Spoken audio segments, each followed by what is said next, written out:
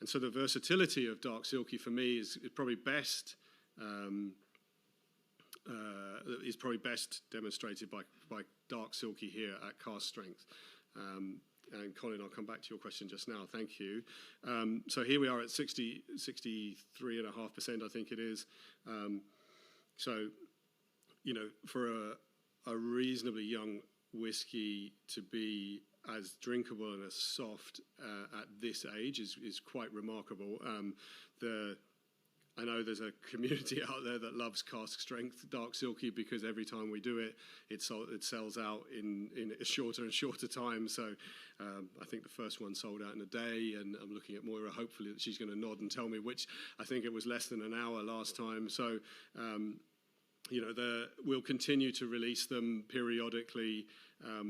But for me, what you get then is what's interesting for me is that the peat note, the smoke note, has become much more earthy. So it's much more sort of turf-like rather than smoke-like on this. But if you add a bit of water, it will.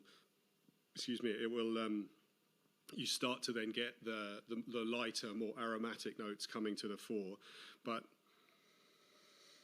on the nose, you've got tremendous depth. You got there's you know, for 60-odd% alcohol, it's not astringent, it's not drying on the nose, which is really quite special.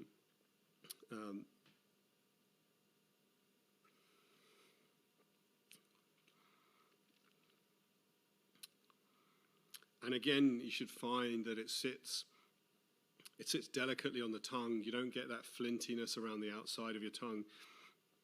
You get a sweetness that kind of extends through the middle. You get that sort of licorice, star anise kind of note. There's some aromatic notes. There's almost, from Maciek there, you also get it, you get this kind of salted caramel note. So it's almost, you know, briny. And I do think that's because younger Irish malts do seem to give you kind of an aromatic note.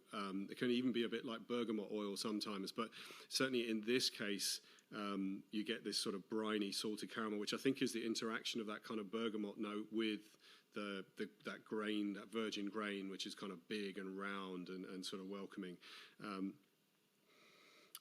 So for, you know, you get that apple note is now kind of almost like a tart tartan. You know, it's really deep and it's rich and sweet. And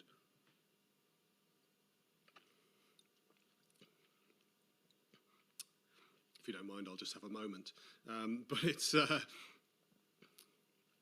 what for me is really nice is as it warms on your tongue, you get that aroma of a peat fire, but you also get that sort of pipe smoke note. And it's kind of non-specific. So it's, as I spoke about earlier, for me, it's not about, you know, like Talisker has this kind of peppery smoke, and Lefroy would go off with its carbolic note, and it's not that we're looking to try and get that specific note. What we want to do is get the core blend to shine, and then overlay this sort of soft peat smoke blanket over the top of it. And I think that's you know, when dark Silkie really shines. And you know, for me, and certainly for Moira, we probably wouldn't have done Cask strength if it wasn't for the kind of fans who picked up on it. You know, it's only really been around since last March. We bottled dark Silkie originally. COVID hit, launch plans binned, put onto our online shop, and you know, that the whiskey community that's kind of come behind us and supported us with it. You know, that first 3 months, no one really did anything in the industry. Everyone was kind of waiting to see what new normal might mean. We had it on the online shop, and it became a sort of staple of Friday night dram here in Ireland, Saturday night sip and Sunday night sup. So it kind of became a staple through all of those moments. And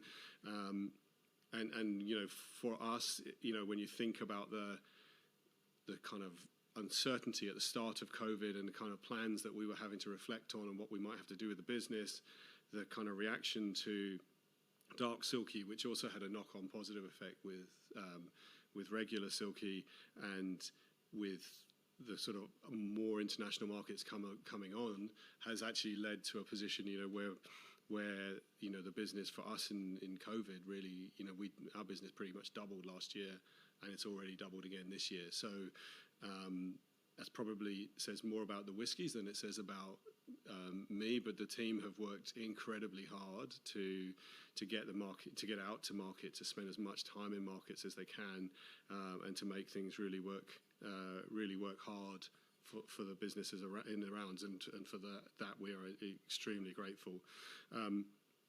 Colin's asked a question there saying when we might see a peated pot still, like you mentioned. So the distillery we're building in Ardra will be commissioning in September into October. The likelihood is we will probably run single malt to Christmas, and then run pot still probably sort of February time next year. And that will be when we lay down the first of our peated pot stills. Now, currently, the recipe we want to use and the recipe we will use won't be compliant with the technical file. So we're looking at a 50% malted barley, 30% green barley, 20% oats. And for all those that are into technical file and questions like that, we'll give that means it can't be called single pot still. My view is that the technical file will change before we get to release it, in which case it won't be an issue and we will call it single pot still. If not, then it will become an interesting marketing challenge for us to work out how we're going to sell it. But we will get it out there. So the reality for us then is 2022, February, first whiskies laid down, and then they will come to market sort of 2025 at the earliest. The reality is we'd love to hold as much whiskey back as we can so that we can get them to better ages. For those of you who don't know, is that the Ardra distillery doesn't have a mash tun, so we just have a mash conversion vessel. So we'll be making single malt and pot still in the same cooker effectively, which I'm not aware of anyone else doing that in Ireland. But we're also using a process of fermenting on the grain and taking the grain all the way through to the wash still. So we will get some much more interesting flavours that come out of that. Our view is we really want to hold it back so that we get a chance to mature that whiskey into those new flavours, into something kind of interesting and different and distinctive, because that's really what we're about, is trying to create a distinctive Donegal type position in the Irish whiskey world, and a distinctive Donegal position in the Irish spirits world, so that our gins are savoury. The world has gone sweet, but we're definitely staying savoury.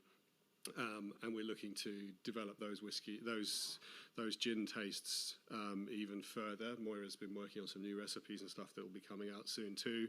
So there's some exciting stuff to go on from our perspective. The red Silkie, which we did last year, as very much an experiment and very safe, for me, and Moira would say it wasn't very safe, but for me it was a very safe number in terms of number of barrels we laid down.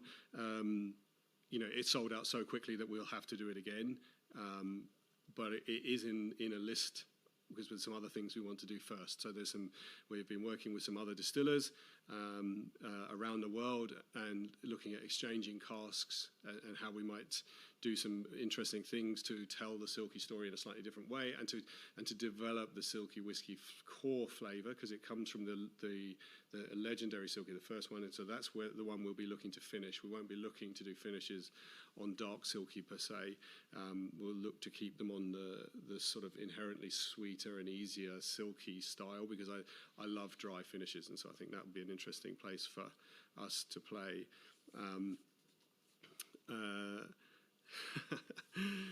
So Will Evans, my mum's family are McCloskeys from Curris, Kilcar, and she's been watching with interest. So there you go. Well, thank you, because my grandmother is a McCloskey from Curris in Kilcar. So that's there you go.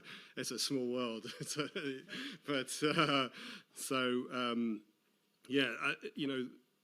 I suppose from